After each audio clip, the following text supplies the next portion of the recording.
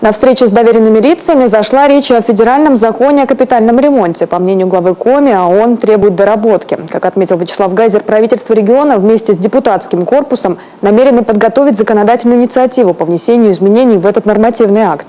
Евгений Ракин подробнее.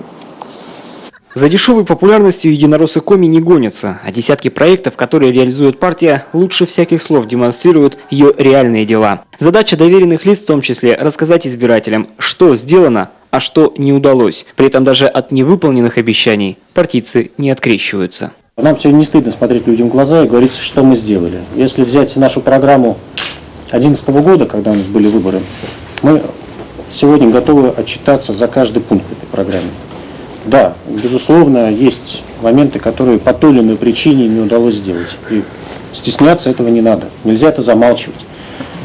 Надо четко объяснять людям, почему что-то нам не удалось. Лидеры единороссов Коми призвали коллег активнее включаться в партийные проекты. Вячеслав Гайзер представил проект «Активный гражданин», в рамках которого неравнодушные жители республики могут обсудить проблемы и сообща найти их решение. Игорь Ковзель рассказал о проекте «Сделаем вместе», а депутат Госдумы Владимир Поневежский рекомендовал проект «Ваш защитник». В республике масштабы последнего будут расширены. Планируется привлечь большее количество волонтеров, а в качестве базовых площадок использовать филиалы общественной приемной главы. Ведь иногда просто гражданин, который он не понимает, нарушено его право, не нарушено, куда идти, с каким заявлением, вот хотя бы даже посоветовать ему, вот, пожалуйста, либо все правильно государство поступило, разъяснить ему, вот, либо куда пойти. В формате вопрос-ответ уполномоченные из первых уст получили ответы на самые главные свои вопросы. Обсудили и взносы на капремонт. Сегодня к этому нововведению очень много замечаний не только у простых жителей, но и самих чиновников. Глава Коми подчеркнул, власти республики изначально отнеслись к закону настороженно.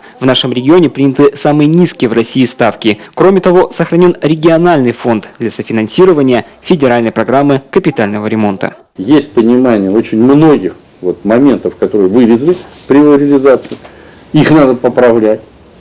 И только тогда, соответственно, двигаться дальше и принимать соответствующие решения, в том числе по новым ставкам, по механизму платежа, по правам людей, которые, собственно, обязаны сегодня этот закон исполнять.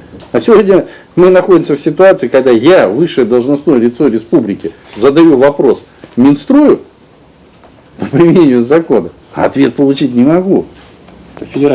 Федерального. Свои замечания и предложения власти республики в ближайшее время направят в Госдуму. Это будет первая законодательная инициатива Госсовета в новом составе. Евгений Ракин, Константин Стратиенко, телеканал Юрган.